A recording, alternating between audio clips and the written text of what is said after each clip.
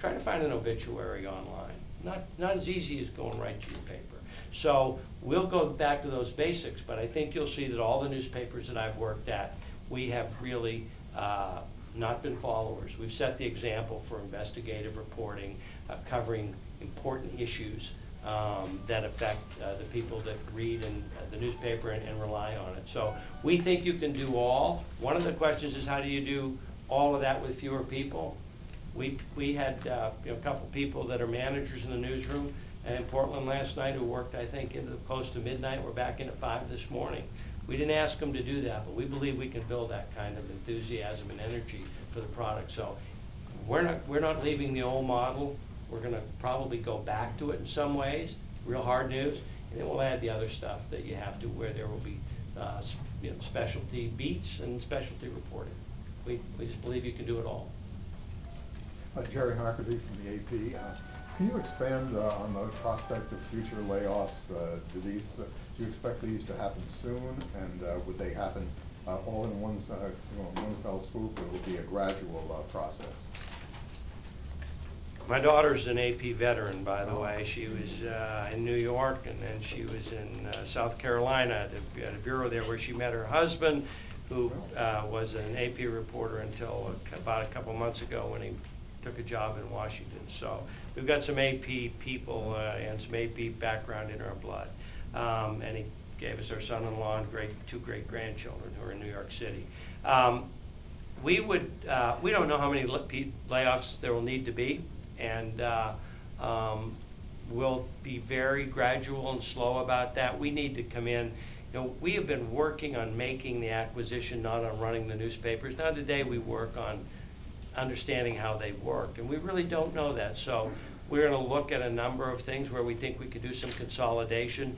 Our goal would be, once we determine if in fact there are more people than we can afford right now in order to make this paper, to create a profitable model, and we will be profitable this year.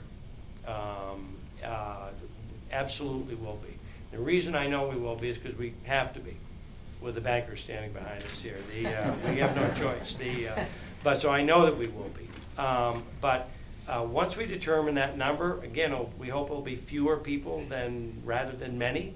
And our hope is that we'll be able to offer buyouts. We think there probably are people who have said, a year and a half of this, very, very trying, lots of anxiety. I've had enough. I want to go do something else. So they may want to leave, and we'd allow them to do that. And then we would get into layoffs, and it could be as high as 100. We're hoping it will be more than that. It would be my preference that it happen all at one time to get the bad news out of the way and continue to move forward. But it may have to be in a couple of stages. Has the closure of the deal to sell the downtown buildings happened, and does that free up a significant amount of money? No, it hasn't. We are going to sell. We are going to sell the 3 downtown buildings, which would be 390 Congress Street.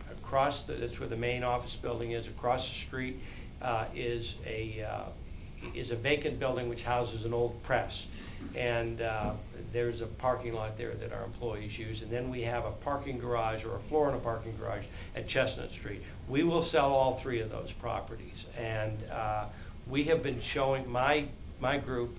I started with another investment group that's no longer involved here, but we've been showing those properties for a year to people, and because we knew that we didn't want to own those buildings for a couple of reasons. Number one, there are buyers. We have a very, very committed and interested buyer, but they don't own it yet. They're not going to own it for a while, and just like the newspaper deal, those buildings won't be sold till checks pass from one group to another. So we have not sold it at this point in time, and we are still showing it to people, but we do have a high degree of interest from one buyer who I can't divulge, and we think that we will sell these within the next 6 months, probably less than that, and then we'll relocate. We'll put some of our employees out in South Portland at our printing facility. We think there are some departments that may be a better fit out there in terms of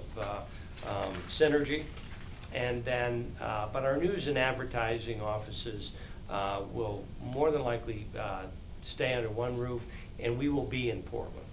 I don't know where in Portland, but we're not going to be in, if I mention another city, they'll feel slighted, but we're going to be in Portland. So we are going to sell them. No money's exchanged hands. We have a very interested buyer, and it will be very helpful to us on two fronts. It will reduce debt and alleviate that, some of that pressure, won't alleviate all the debt. And it will also reduce our operating costs. These buildings are old buildings, and there are people that can make better use of them than we can.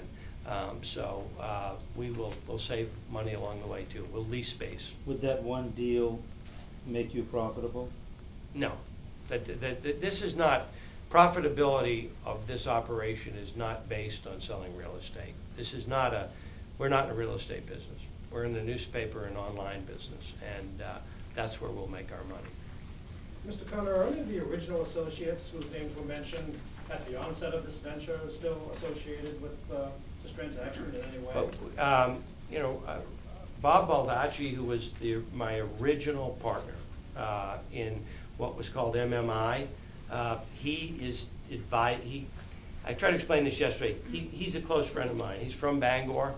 Our families have known one another our whole lives, and so I still go to him for advice on local matters, be it government, real estate, and he is advising us on some of the real estate transactions. He's not on the payroll. He's a friend, and he's been helping us. I've talked to the other partners and kept them abreast. We're all still friends, and you know, we just didn't get the deal done, but we worked really hard on it and kept it alive and kept it in our hands for a long time. But they're not involved directly in any way. Jeff Inglis, Portland, Phoenix. How much did you pay? Well, you know, I had the great luxury in Wilkes-Barre, Pennsylvania, telling people how much we paid because we bought it from a publicly held company. But as you know, these are both privately held companies, and we've agreed with the Blethens not to disclose the purchase price. Mr. Connor, what's the future of the Central Maine newspaper duo that we have there? It's long been said that the Kennebec Journal might do better to serve the entire county, but the Chambers of Commerce in Waterville would prefer to have their own daily newspaper. Is there some, I guess, future for a single publication in Kennebec County, merging these two? That's not in our plans. We like both papers individually a lot. They're both very, very strong franchises. Quite frankly, they're both very strong financially at this point in time. Going forward, even more so. And we believe that, you know, they are under the former ownership. They're collectively called Central Maine Newspapers. We'll get away from that. We think that the Morning Sentinel has its own identity, its own group of readers, and its own set of loyalties, and that's what the paper is there in Waterville. And then the Kennebec Journal in Augusta has a very similar profile. So we think they're very strong individually, and combined on Sunday are good. I would hope that there might be some more collaboration between those two papers and the one in Portland. If you take the combined advertising and news staff, those two papers, we've become a pretty powerful print and online force in the whole state of Maine. So no, they're going to stay separate. How, you know, this Lethen chain experimented with a philosophy known as synergy that I guess had varying results.